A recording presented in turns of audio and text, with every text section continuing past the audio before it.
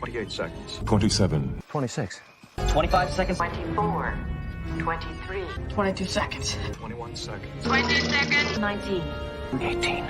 17 seconds. 16. 15 seconds. 14. 13 seconds. 12.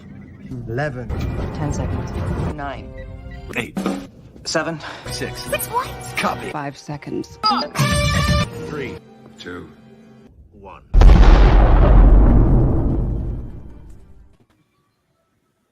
Hey, welcome to Subspace Chatter, where we boldly go into discussing Star Trek.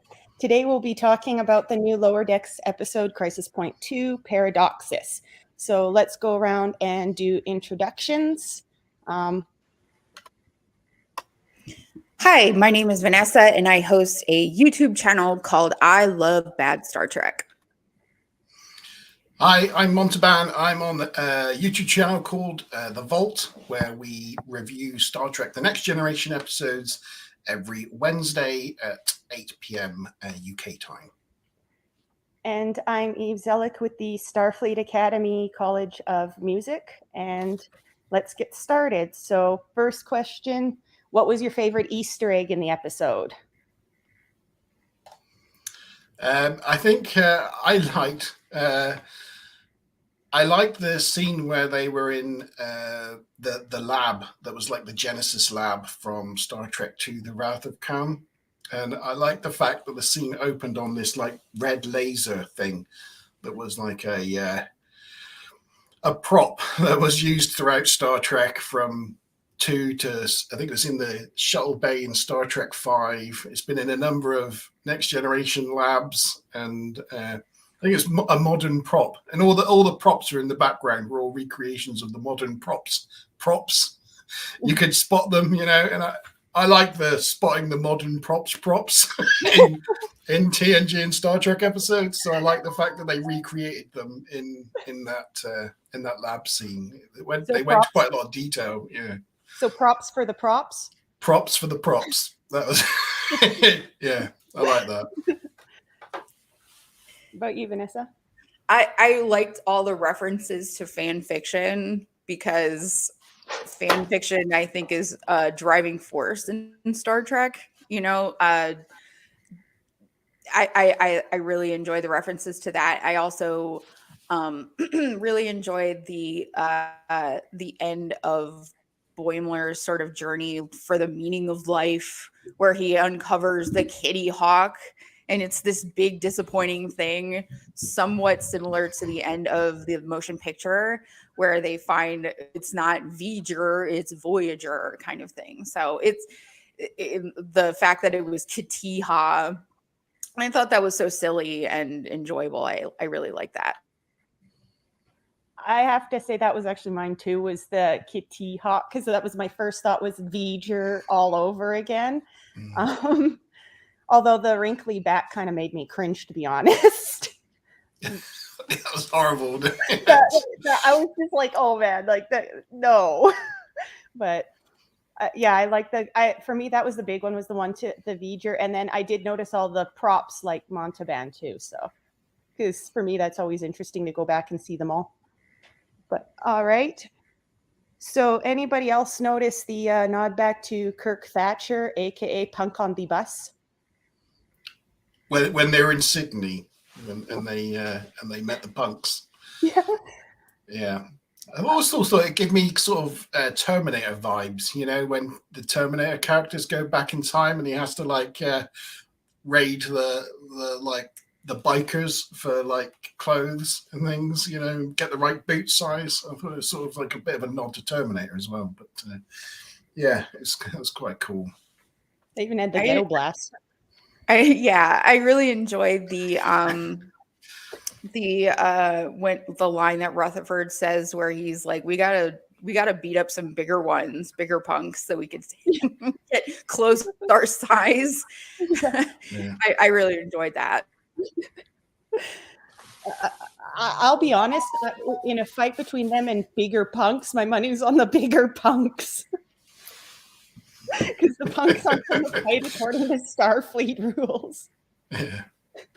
I don't know. Now that Tendy's like, you know, more of a fighter, she might have a chance. Yeah. Yeah, she's carried on her sort of badass arc, isn't she, from a couple of episodes ago, where she's like taking control and now says she wants to be captain, and it's good to see. I think she's a great character, and she's very strong. She reminds me a lot of Trans Gemini, the younger version of her on Andromeda. Yes, very much. Her personality, but not, yeah, her personality is very much like the young trans, like full of energy and full of excitement and trying to be badass and all that. And, you know. Is she going to transition into future Trans Gemini? Yeah, but. Well, I would go with maybe would she mature into it? Yeah. Trans Gemini actually transformed, but I don't think Orion's transform really. No, maybe just personality-wise. Why Australia though? Why did they go to Australia? Was there any meaning behind that? Because I thought that was quite random, like being by the they usually go to San Francisco. It's always they time travel to San Francisco. I didn't know if there was anything that I didn't know, any hidden meaning behind the why Sydney. You got any thoughts on that one, Vanessa? No. I can't recall them really referencing Australia much other than in Enterprise when Archer mentions doing survival training there. But because usually they always time travel to maybe they just decided to time travel somewhere else than San Francisco for once. Or like that Federation sort of prison reform places in New Zealand, I think. But where Bashir's parents go after they find out that he's an augment. But I don't, Sydney, Australia, I don't know. Yeah, that seemed kind of random. Maybe we'll find out more later. Maybe it was just they picked that because the penal colony, like you said. Does Boimler's Hollow program remind you more of Reg Barkley type scenarios, Tom Paris type scenarios, Arman Bashir? What did the Hollow program remind you most of? Going back to older ones. I think it kind of reminded me a little bit of what Barkley's and Bashir's Hollow programs had in common is that the program treated the main character as like the hero. And it's clear that like Boimler was setting himself up to be the hero, like the person who gets the women and, gets to save the day and stuff. But because he suffered a loss that we don't quite understand until like towards the end, he's not into it. But if he was in a different mindset, he would have been like the hero. So I see it as sort of like a nod to both of those. I think also it just highlights that from the first one, because this is a sequel of an episode from the first season, that maybe he isn't quite as good a writer as the first one, because the sort of scenarios they go through, whilst yes, you can see him setting himself up as the lead, they're all quite random, like going to Australia, for example, and when they go to the time of the squid scientist guy, and then they got to rescue his relative, his distant relative, and then it kind of fizzles out and goes nowhere. I think it just shows that he's maybe not cut out to write holodeck programs at the end of the day. Part of it reminded me a little bit too of the Doctor in Voyager and his Hollow programs where he sets himself up to be the hero. Like when he's got his first, fantasy about being the emergency command hologram. But I mean, his story is so poorly written. What he's doing, you're sitting there going, "Did you even try?" But what about like that episode where he's like in a musical and singing about how he needs the hypo spray because Tuvok is in Ponfar? Do you remember when he was like singing that? Was that a holodeck program or was that just a musical episode? No, that was him. He was daydreaming. Oh, okay. That's the one where he was daydreaming. Yeah. And that one bothers me because he totally, like, the song he's singing is from Rigoletto and he totally gets the meaning of the song wrong.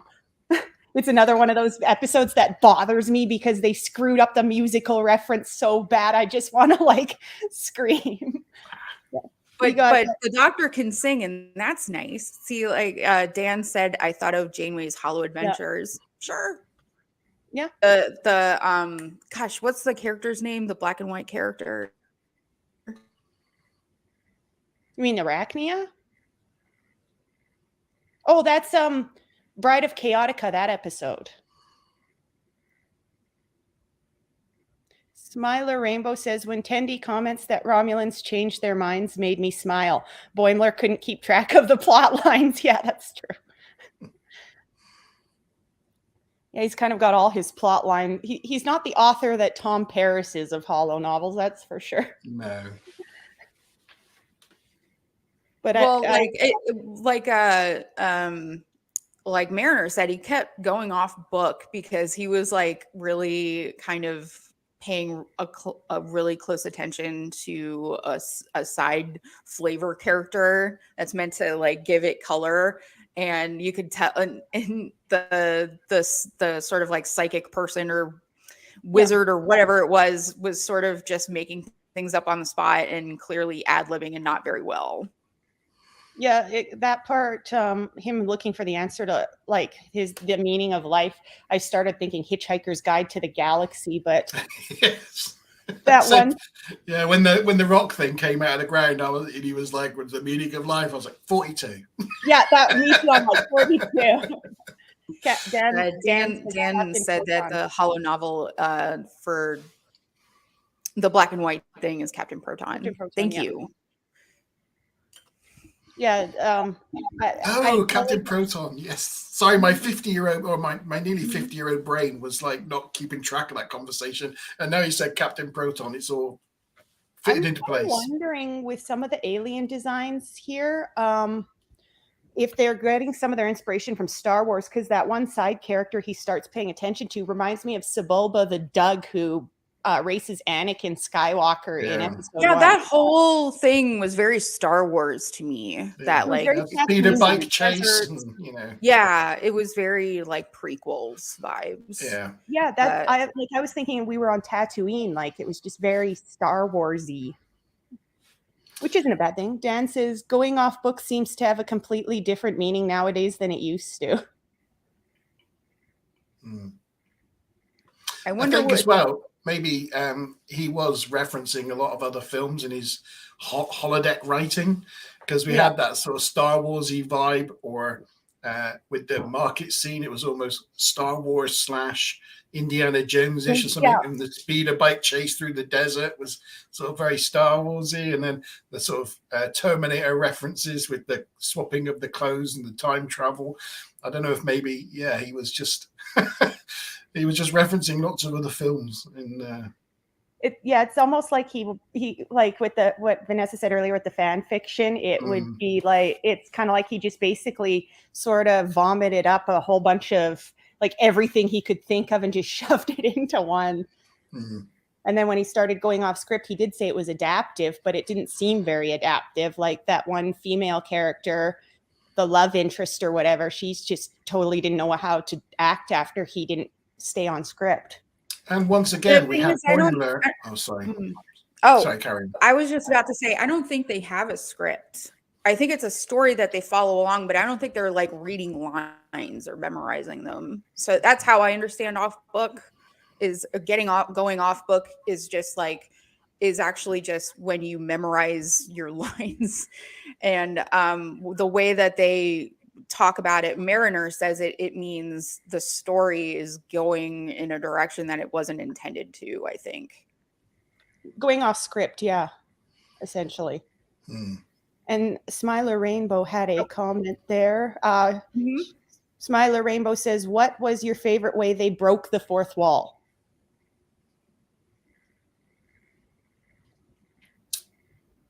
Oh, I don't know. Me neither. I didn't really pay attention to them breaking the fourth wall because I was just Smiler, give us yours. Smiler, give us I just yours. thought like the references, the acknowledgement again of like fan fiction, like that this that Star Trek is bigger than even the creators intended to make it. Like it's there's verses that are outside of it, like the novel verse and the comic verse, not even like fan fiction, and is its own thing. And you know, the first slash fic is a Star Trek inspired one. So, you know, that it's always been a driving force. Yeah. I guess mine is, I suppose, from Smiler's question is when they talked about parallel universes and how, you know, that would be kind of silly having people playing, you know, younger versions of us in a parallel universe and, you know, referencing the Kelvin timeline. Yeah, that was a good, that one I caught. I like that one too. Dan says the desert chase stuff reminded me of Nemesis. The Argo. Oh, yeah. The unsafe velocities. Yeah. And then Dan says there's definitely a script, we see it. And Smiler Rainbow says stepping over the widescreen. Exiting the holodeck and stepping over the widescreen. Yeah. That could, I don't think it was a script that they were like reading lines from, though. I think it was a screenplay, not really like a script, like a screenplay that describes like what's going to happen. They get like a loose idea of like where the story's meant to go, but it doesn't sound like line for line they're meant to recite things, because you know, then it wouldn't really be fun if that was the case. It wouldn't be a game anymore. Dan says, I like the reference to the Vindictiverse. Well, yeah, I guess this is the sequel to the first film. I guess this is the Vindictiverse series of episodes. Yeah, I have to say I like the uniform style in the Holo program. I like how it was a little bit different, but it was still similar. It was a bit like this one with a white stripe across it, wasn't it? Yeah. And then I liked how Boimler's ship, and I can't remember what it was called, but I like how it looks a lot like the new Enterprise F that we've seen in the Picard trailer. Like it looks a lot like that design. When he came in and rescued the Cerritos? Yeah, and I can't remember the name of the ship. It was a Sovereign class. It was like the Enterprise E. Yeah, but it looks almost exactly like a cartoon version of the Enterprise F that just was shown in the Picard trailer. Oh yeah. I mean, that was great to see the way. It was great to see the Enterprise F. Thanks, Dan says the Wayfarer Sovereign class. Yeah, it's a sovereign class. So it's like Enterprise E, but I do like the fact, though, just going off topic, seeing the Enterprise F in the new Picard. So that was really exciting. Yeah, it totally was. Anyone else? Another thing I noticed with this Holo program. Anyone else notice he made the captain overly verbose? Like Captain Freeman is very verbose compared to how she normally is. Yeah. Because he looks up to her so much. I think it's also like he really idolizes people like Picard who are orders. So that's what I'm guessing he's trying to connect the dots there, and sort of like infusing Mariner with a more speechy type of person. Yeah, because I noticed some of the explanations. It's like if you're in danger, you're not going to be like giving that big of an explanation. It's going to be do this and then I'll tell you later. Because you know, a lot of times that when they're in danger, they're like, no time to talk. Just do this and I'll explain later. So, okay. What functions do we think that Section 31 would serve in the Lower Decks verse? This was Eve's moment, Section 31. I did like the fact that they gave him a badge, and he was like, "That's a bit silly, isn't it? Wearing special badges because it's supposed to be a secret organization, you know," which is a kind of like the comment fans have always made about Section 31. So that was good to see. I think I think because I mean they're not going to just throw Section 31 in and then not show more. I have to think that in Lower Decks, I'm wondering what kind of weird experiments or something they'd be up to, because I could see them showing that kind of thing more than the cloak and dagger stuff. I see more of them showing things like lab experiments with technology, stuff that would be easier to do in animation than live action. What do you think, Vanessa? Because I know how much you love Section 31. It's not that I don't like it. I just think they like Kurtzman Trek is really sort of shoehorning it in without really facing the fact that there's a moral issue with joining Section 31 in the Federation, because Section 31 is known for like shadow puppet governments and assassinations, and the Federation is diametrically opposed to those types of governmental strategies and stuff. So to officially connect these two things presents an ethical problem. And the point of Section 31 is to show the contrast between the good Federation and the bad things that they don't stand for and aren't that they don't officially acknowledge. So it's hard to know, because in a lot of these newer shows, like the contrast isn't quite there. So like Lower Decks, sort of, you know, as a joke, as a lark, they break rules all the time, and that's, you know, what Lower Decks is allowed to do because it's animated and whatever.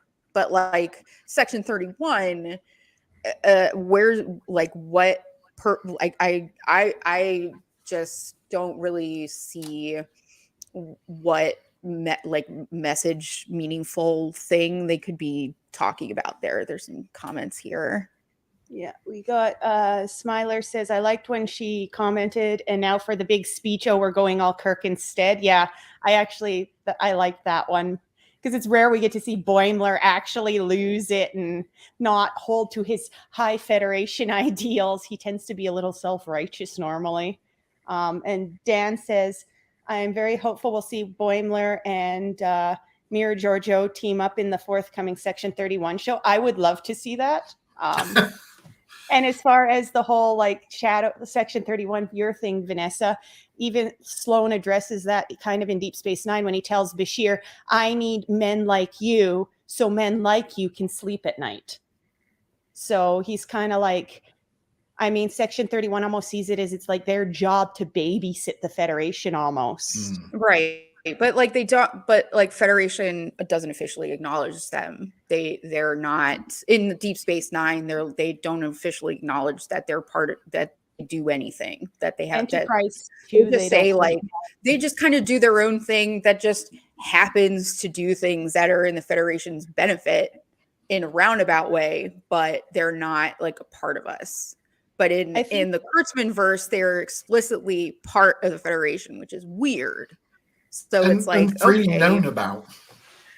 It's weird. Yeah, not so covert anymore.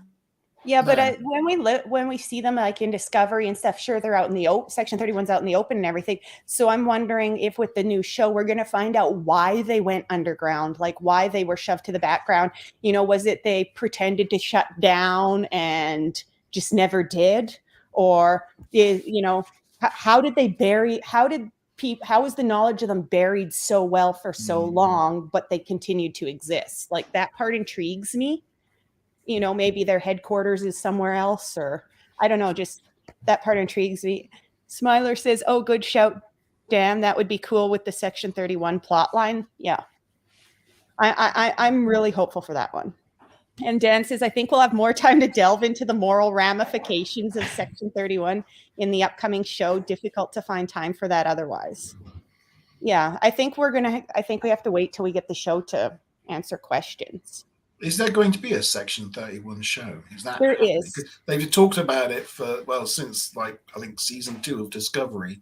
Yeah, because years and years. Like the thing is, I don't think Boimler would team up with Georgiou, because Georgiou is actually trying to dismantle the situation so that Section 31 or the Mirrorverse is not a thing. So I don't necessarily see how they would link up, because she goes like back. You know what? Maybe Dan does have a speed on things, because they could, I guess they could, if she's going back in time, maybe she's going back to his time. Okay. Yeah. Sorry. Just thinking out loud. Sorry about that. That's okay. We all do it, right? That's what we're here for. I mean, we have our questions, but if we get into a bigger discussion, why not? And apparently we got shouts from Dan and Tobias. Hi, Tobias. All right. Hi, Tobias.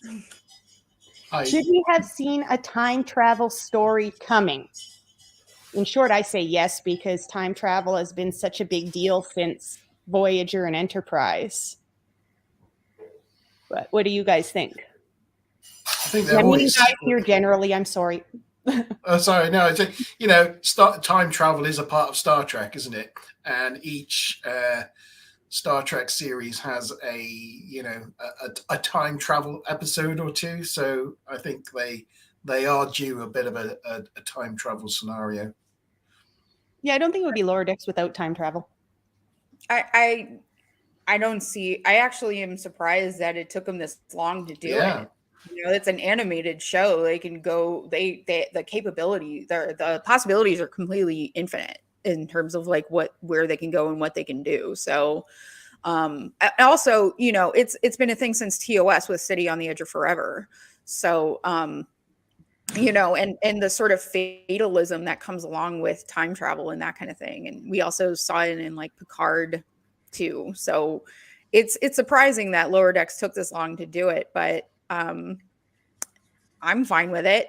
I have to wonder if they delayed doing it because I know they received a lot of criticism with Voyager and Enterprise with how much they were leaning on the time travel and the temporal Cold War and stuff. Because I know that's when you go on the forums and stuff, that's two of the biggest complaints people have with those shows is there's too much time travel. So I'm kind of wondering if maybe they were holding back. If the writing is strong, it doesn't really matter to me. Like if it's good, it doesn't matter.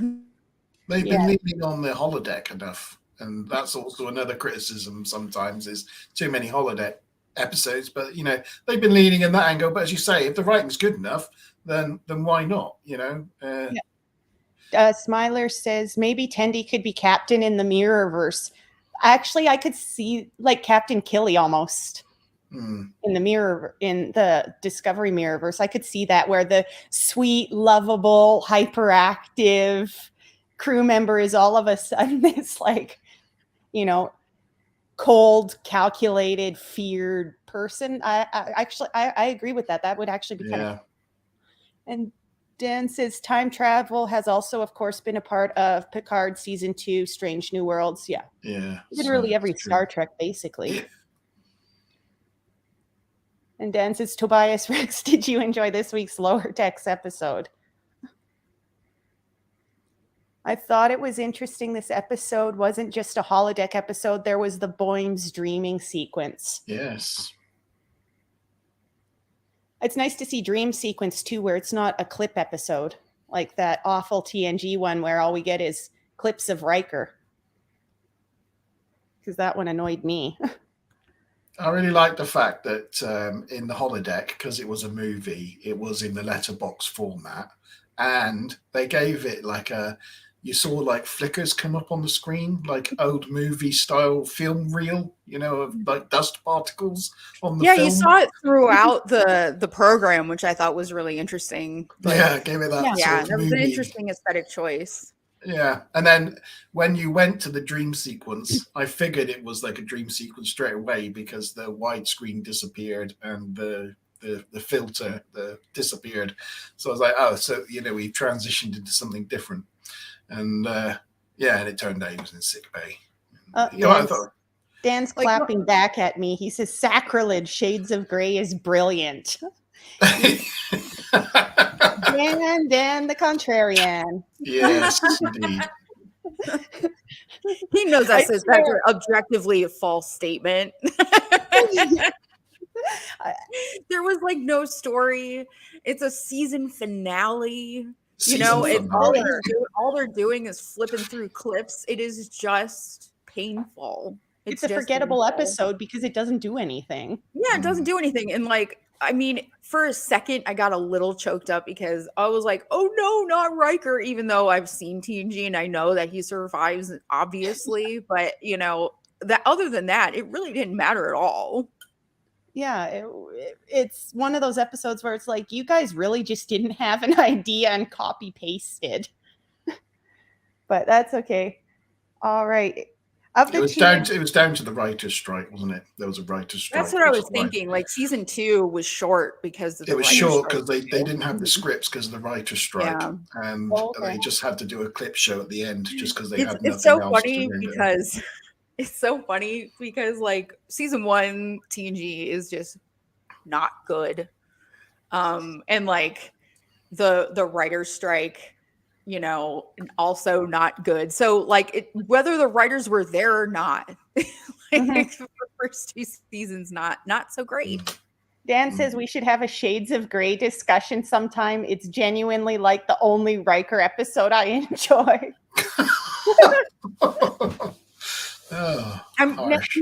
We love you, Dan, but I'm afraid you're going to next suggest we have an entire discussion on why Sub Rosa should exist. Yeah. We actually did talk about that prior to coming on air. It's the Scottish stuff. I know it. Yeah.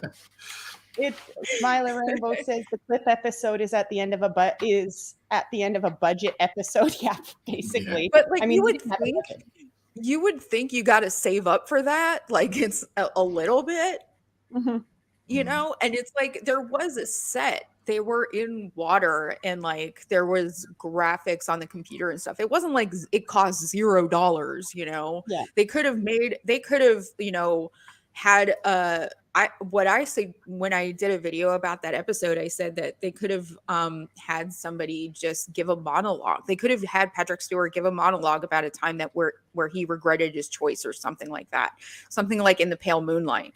But instead, they just like had this clip show, which was completely pointless. And Dan says, "What are your hopes for the rest of Lower Deck season 3?" Good question. Yeah. I hope to see Boimler and William go at it, you know, section 33, 31 versus the 33. Where did that come from? Section 31, versus the Cerritos. And yeah. And where I want to know in the rest of the season, where's this Boimler not recognizing women that are coming onto him? Where is this going? Because we had it again this episode for maybe slightly different reasons. And you know, we had the grape pickers, you know, earlier. Yeah. We had there's been other times, but today he rejected the scientist at the Genesis station type place. I know because he just got bad news, but I don't think he was initially going to reject her in the story until he had the bad. But it just is another instance of it, isn't it? I mean, the way she was designed, I mean, she was designed specifically to appeal to his taste, almost like how the Bynars created Minuet specifically to appeal to Riker's taste. You know, like because it was quite obvious like that they're supposed to be together. Plus, it would be, yeah, like the character was confused at the rejection, and she kind of was like, I don't know what to do now. That's why I kind of think that it wasn't supposed to happen. It was because he had the bad news because he was acting so different. Is Boimler going to meet the love of his life towards the end of this season? And he's been saving himself, and he hasn't even realized he's saving himself for his perfect person that's going to appear. I don't know. Maybe this is me again taking a cartoon way too seriously. But like, I do kind of hope that he doesn't just snap back to being bold Boimler next episode. I hope that they carry through this grief. I hope it takes a while for him to process. Yes. Not to say that, you know, I know that a lot of folks criticize Newer Trek for like dragging on people's emotional baggage from episode to episode, but you know, human beings don't just snap out of things. So I think that it would be really cool to see like where this takes him. Does it shift like what his outlook is. I also am curious about whether, so we see that Boimler, or not Boimler, I'm sorry, Mariner is actually getting like praise from command now, which is a bit different. Like, is she going to run away to do the Vosh thing, or is she going to stay on stay on the Cerritos? Is she going to try to advance her career at all, or is she going to stay a lower decker? Because she seems to have some pride in that. I really am curious as to where this Tendi thing is going. Like, is she going to be like wanting to be captain, is one thing, but she's been pursuing science up to this point. Like, what changed her mind exactly? I didn't really get an answer to that. Oh no, Eve, what happened? We've lost Eve. Oh no. Hopefully we'll get her back shortly. So I hope we get some more story, because sometimes hello. Sorry, I had my antivirus popped up and all of a sudden kicked me out. I'm sorry. It's total accident. I'm no sorry. problemo. No worries. So yeah, go ahead, sorry. Okay, I was gonna say, for me, I'd like to see some Mirrorverse at this point, because we're about due, but I would like to kind of see a little bit more of Rutherford's story, that implant, because I want to know more about why that happened, because it's a very Wolverine sort of thing. And so there's got to be something interesting behind that. They can't just say, oh yeah, here's a little tease and then not pay off.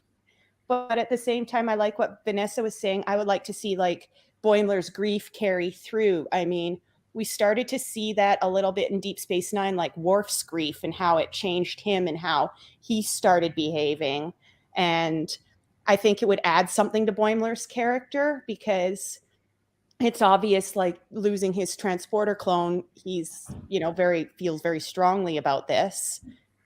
But at the same time, it's kind of like losing Hemmer in Strange New Worlds. Like, it's not nearly as impactful as that. However, it did give Uhura clarity in terms of her trajectory. Yeah, so I'd like to see it be something that actually like impacts with the storyline for sure. The other thing is, I would really like them to not be so lazy with the alien languages. I mean, if they invented Klingon, why do we have that poor Tamarian, he's got to be more than comic relief. Yeah, they just have like a few phrases. So it would really be cool to like develop the Tamarian culture a little bit beyond just the, Temba with his arms wide and whatever. Just the cute little joke here and there that TNG people know. Yeah, because the Temba, like, that one bothered me because he yells Temba and shoots a phaser. But the thing is, we know from the Darmok episode, Temba was either a person or some sort of entity, because it was like Temba, his arms wide. So why would he yell a person's name and then do it unless the person has maybe some specific deity? So, all right. So of the two adventures that Boimler and Mariner versus Rutherford and Tendi, which one would you have wanted to go on? The main one. The main one. Because it was epic, because you got to travel through time. And I think the Boimler one was a little bit, it was just the poor holodeck trying to keep up. Do we have an answer for Smiler Rainbow's question, though? Have we seen Q in Lower Decks? I thought we did. He's in the first or second season in his judge robes. He wears the PowerPoint robes, and there's a scene where he's in his chair and he's like chasing crew members down the hallway of the Cerritos. Dan will probably know exactly which episode, but I know there was one that, yes, we have seen Q. Whether he's coming back, I don't know. Be kind of fun if he does, I guess. What about you, Vanessa? Which journey would you have rather gone on? It would depend. Like, I think I would want to be there for Boimler and like help him have a slightly better day and just have fun in the story if that's what his prerogative is, wherever he was at, match him wherever he was at, rather than push him to have fun or, you know, do something else. But Rutherford and Tendy's looked, you know, was more like action packed, whereas like Boimler and Mariners was more like TMP oriented, where you're trying to search for meaning, and Rutherford and Tendy's was more like, you know, let's save the world kind of thing. So it would really depend on like what my relationship with Boimler was. Like, I'd probably want to be there for my grieving friend. That kind of makes sense. Yeah. I should have given that question a lot more thought. It's a hard question when you think about it. Like, on the surface, it seems like a no-brainer. Like, yes, let's go on the adventure. But on the other hand, it's kind of like, but there's this over here. And I'll be honest, I mean, we keep referencing TMP as being some of the source material for Boimler's adventure, but I also got a little bit of Generations, the one with the Nexus. I got a little bit of a sense of that too, because that one was all about a quest for meaning as well. Like, you had Picard and Kirk and Dr. Soren, and they were all on a different quest for meaning. So I kind of got that sort of sense. But and Boimler ended up in Kirk's cabin. Yeah. The horses. How many TMP references were there? I'm not really good to answer this one, because TMP to me is like a sleeping pill. So yeah, I know the you know, having the old plane at the heart of the god, that was the only one I really noticed. I really enjoyed the way Boimler just started bashing at the god and like trying to dig into it, and like, ow, that just hurts. What are you doing? And like, instead of that thing where Spock puts on like a jetpack and like goes into the sort of birth canal of this place. It's a horrible visual now, Vanessa. You have to wait for the orifice to open. Yeah, but like that whole sequence was just like, it just cracked me up so much. I wrote this question and I wasn't thinking clearly, because I'm like, who's sitting there counting, you know? But like, that was my favorite part, when he was like digging into the god and punched through and wiped the thing and saw it was Kitty Hawk. It was just so ridiculous. What does God need with Kitty Hawk? There was also, you know, like when you see the title Crisis Point 2 Paradoxus, there was like the font and the way that title looks. Yeah, that was really, that was very TMP, the rainbow sort of motif. Yeah. Very 70s. How many TNG references, and what was your favorite? Mine would be the ending, because Boimler's Adventure, simply because it reminded me of the Nexus, which is a TNG movie. So seeing the Sovereign class ship again, that was good. Talking about shades of gray, you know, earlier, I think like Boimler waking up was very much in line with Shades of Grey, honestly, the way that like he was sort of coming to after having like a horrible dream or something, or like not the horrible dream, the dream of Sulu. Yeah. Oh, I thought that was really. I liked seeing the Monster Maroons uniforms from the Algae Crisis, which I didn't know if that was a reference to anything, but yeah, the Algae Crisis seemed to come out of like nowhere, but who knows? Yeah. Come out of nowhere and then didn't go anywhere. Yeah. That's so strange. I had a thought here and it just took off into the ether. Likewise. Yeah. Yeah, my brain just derailed. If I think of it, I'll come back to it. How would the bridge staff potentially see the depictions of themselves if they were in this program? And when I wrote this question, I was thinking about how the Voyager crew saw themselves in the Doctor's program, like what their opinions of how they were portrayed is. Or I think it was either Dan or Vanessa who had mentioned the Barclay holodeck fantasies, you know, I am the goddess of love. Yeah. So how do you guys think That was the Vanessa. command staff would see themselves? Like, I what would don't they think they weren't too bad. I mean, there was some subtle differences, but they weren't over the top like as you say, the goddess of empathy. I don't think there's nothing that outrageous. Yeah, But- and sort of like with that sort of same reaction, I sort of also am reminded of like the Doctor and like Living Witness and being like, this is completely different to how it actually was. Oh yeah, is that the episode where he wakes up and he finds out that like there's a whole Yeah. different history In the where future. Voyager was considered to be a warship or something? Yeah. Oh, okay. I'm not good with titles. I think I think the Doctor probably would not have appreciated their like. Well, actually, you know what?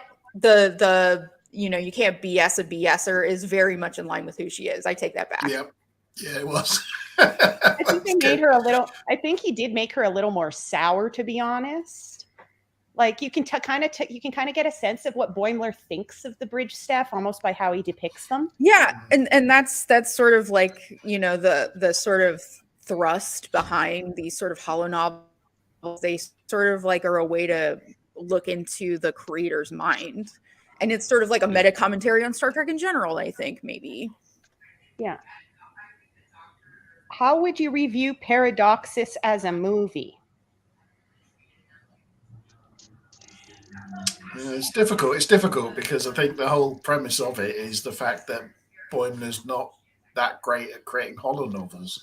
Yeah. So it means that the whole thing, as a movie, is quite disjointed and bitty because of the main story and the side quest, and the fact that the main story kind of didn't really go anywhere because he wasn't that great at writing it. Kind of, I don't know how it would actually work as a movie. Honestly, yeah, to me it would be. Yeah, it doesn't make a really good movie. It would almost end up being like the Star Wars holiday special, one of those things that would be people know it's there, but nobody wants to admit it's there. Yeah, and like the things that, even if they stuck with the story, and didn't deviate and like go with a side character into, the tattooed back thing, that whole thing.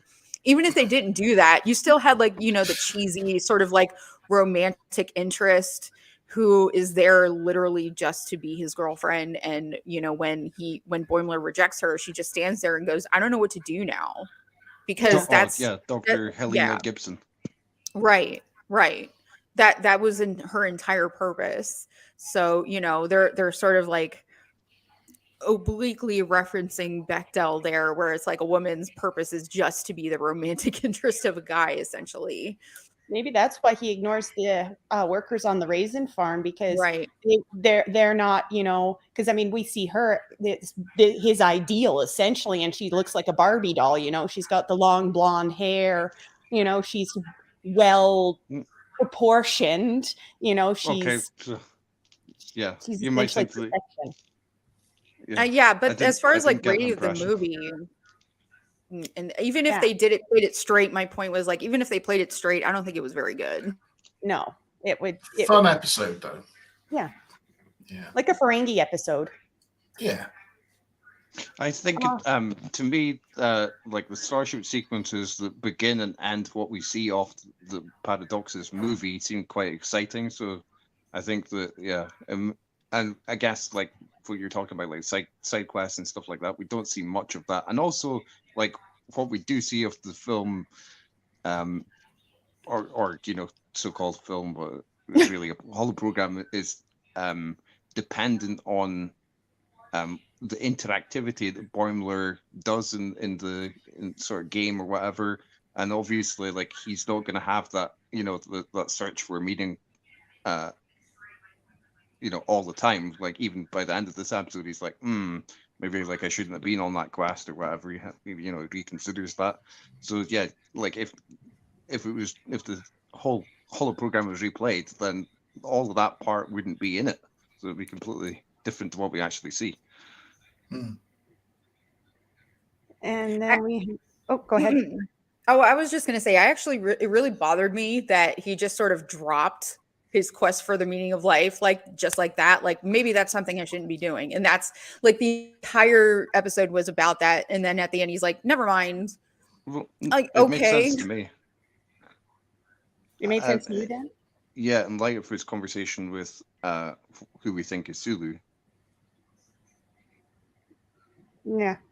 Which leads to the next question. Did you think that Kirk was the one that Boimler would find? And what was your reaction to who it actually was? I did think it was going to be Kirk. I mean, it said Kirk. I mean, it just looked like Kirk's face. And I was like, oh my God, he's going to talk to Kirk. But Yeah, I mean, I was quite pleased. he to did see have his Sulu. name on the mailbox. So it was like, it was a natural conclusion to be like, oh, so he's going to go talk to Kirk. Oh, that's interesting. I honestly didn't think it was going to be Kirk. And me neither. Because one, William Shatner would have been online boasting about it. I mean, considering he's been, he has been, unfortunately, he has been complaining a little bit from what I've seen that he's not been asked to be involved in the new Star Treks. So I didn't really think it was him, but I'll be honest, I didn't expect Sulu either. I thought maybe it would be Pike because of the horses and stuff. So interesting. Because Pike is the captain I associate with horses. But That's yeah. interesting. I think Picard is probably the one I associate most with horses, like pen pals, and the importance that he puts on his saddle and I can't remember the name of the episode off the top of my head. Yeah, and like Troy talks about how like they don't interact with animals like that because the feelings would just overwhelm them or something. Yeah. Yeah. But I didn't expect it to be Sulu, but then I didn't expect it to be Kirk either, because like as you say, like you see the name on the mailbox. But I thought that maybe like William Shatner, we might be too expensive. But then again, I guess like potentially there's nothing that may have stopped them from like casting the sort of like the new Kirk, as it were, that we've just seen on Strange New Worlds. Because it is just the voice only part. I was happy to see Sulu. Yeah, I was happy too. But I honestly wonder. Now, this is like, speculation, gossip. Who knows? Maybe they tried to get Shatner, and that's like a way to reference their attempt to say, like, we tried, but, Sulu's here, which is, just as good, if not better. But, like, Also, Boimler even says that's better, doesn't he? He's like, that's even better.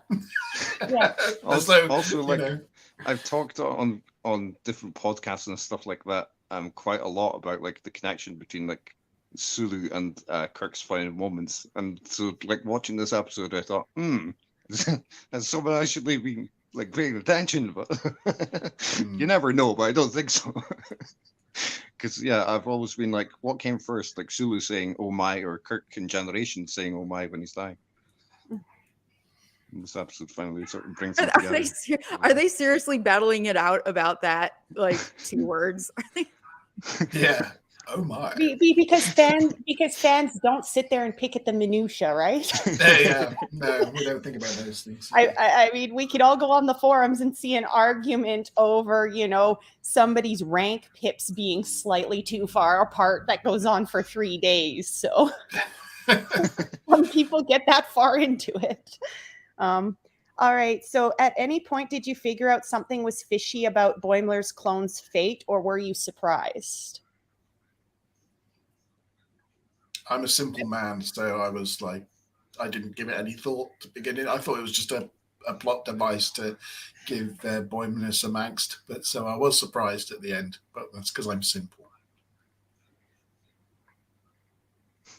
Dan, you got a thought? Oh, it took me completely by surprise, but then on retrospect, I realized it's maybe like a play on, in the novels, you know how in the series finale of Star Trek Enterprise, like you see on the holodeck, another holodeck story, Trip die, and then in the novels, like he's brought back and recruited into Section 31. I didn't know that. That's kind of cool. I knew something was off about him, but I didn't. The Section 31 reveal was a surprise. but I knew I knew something was off. And then when I rewatched it last night, I was watching him again, and I'm like, yeah, if you really pay attention, you can see that something else is going on there. But I'm kind of glad they did it that way, because the transporter clone thing is I'd feel bad if we lost the transporter clone already. I think there's too much potential there. Mm-hmm. It also reminded me of like the scene that was released after the first season of Discovery, I think it was, yeah, where Mirror Giorgio was recruited into Section 31 similarly and shown a black badge and stuff like that. Vanessa, you were also like Thomas Riker goes into the Maquis, so Yeah. there's like that, and you know, and it's sort of a bit of a cliche, except with this, Boimler is sort of unwittingly pulled into Section 31, whereas Thomas Riker volunteered to be in the Maquis. So there's a big difference. And also, like we don't see him being recruited into it. Right. And then no, sorry, go ahead. Okay. So Section 31. Vanessa's going to love this question. Love it, hate it, why? For me, we all know I'm huge Section 31 fan, so I mean, I like the idea, because to me, there would have to be something like that. There would have to be something operating outside the law to protect the paradise, because just because you have a paradise doesn't mean somebody out there doesn't want to take it from you.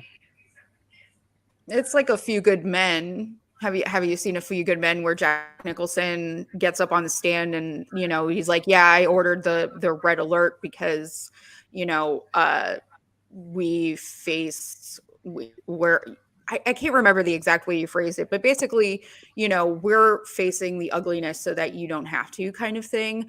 I'm not sure that I believe that it's necessary to go outside the law and do that. I think the Federation is supposed to be about equity, fairness, you know, looking at people not as just pawns to move around on a chessboard in order to consolidate power, because then the Federation would stand for something else entirely.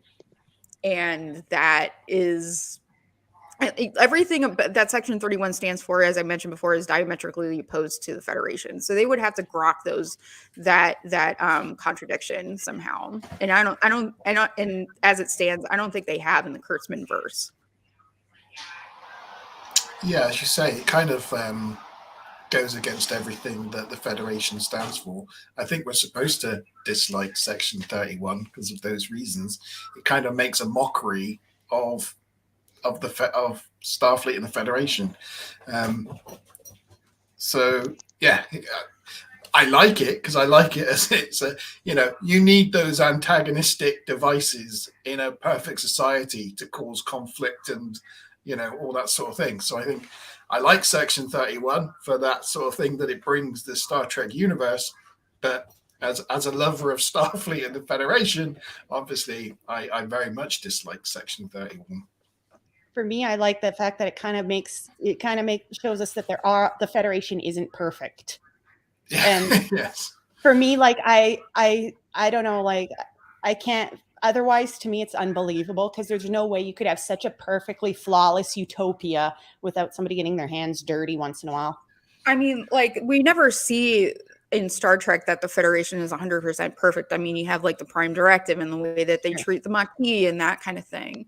So there are gray areas, absolutely, with Starfleet and things that they do wrong, and the fact that it has to be so huge, and, you know, there is strategy to the way that they, you know, the people that they want to welcome into the Federation is a strategic thing. Like, for example, the Bajor near the wormhole, that's an obvious you know, reason to make an alliance.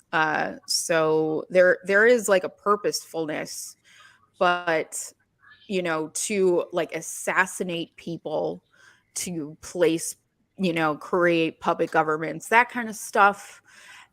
I don't think that a republic needs that arm in order to function. I don't think, and I think that's sort of the crux of what the Federation stands for, that they don't need to do the underhanded stuff. in order to, you know, function. Not in a utopia, not perfect and flawless, but like they don't have to murder people in order for, you know, the thing to continue existing. Makes sense. Any other thoughts on that one, Dan? With section 31, I have wondered if like the burn and all of that with the, if they're still a thing by like the 31st and the 34th, you know, going ahead that far, if there's still such a thing. Yeah, that's actually a good thought. I didn't even think about that. All right, so how many rank pips out of 5 would you give the episode? 20. 20. Yeah. 4. 4? I really enjoyed it. I thought it was fun. It was a fun adventure. Yeah, with possibilities of, you know, moving the storyline along with section 31 and that sort of thing. Yeah, I thought it was really good. Why 25, Dan? That one I gotta hear. I'm like, well, there is no such thing as 20 in between like 1 and 5, obviously, so it's reduced to a 5, but it's still a 5. Yeah, I like it. Dan's given 2 episodes in a row of 5. I should really What's buy going that on? lottery ticket. Vanessa? I think this one's a 4. I just fear, you know, when we get a little bit of like character development like we have with Boimler in this particular episode and with Tendi and stuff, I worry that we're going to have it snatched away in the next one. So I do give it a 4. I like the fact that they sort of acknowledge the fan fiction. I enjoy the TMP references a lot. I don't think that they're just for a joke. I actually think it shows a love for the material, and I think that's when Lower Decks is at its best. I'm going with 4.5. I can't give it 5 only because it was a little bit like it is quite disjointed, and it's, you know, there are parts of it that felt more like Star Wars and Indiana Jones than Star Trek. But I like the section 31 thing. I like that we get to see, you know, something happen with Boimler, something happen with Tendi, and Boimler beating the stuffing out of the one guy was worth the watch because, I mean, we don't see Boimler snap typically. So to see him just go, you know, full Kirk on somebody when he's normally, you know, Mr. Self-Righteous Federation. I was literally sitting there like, woohoo, like, go for it. Come on, hit him, hit him.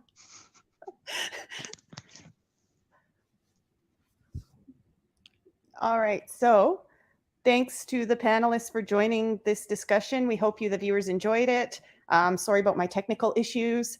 Let us know in the comments what you thought about the episode. Please remember to like and subscribe to the video, and we'll see you next time. Trek you later.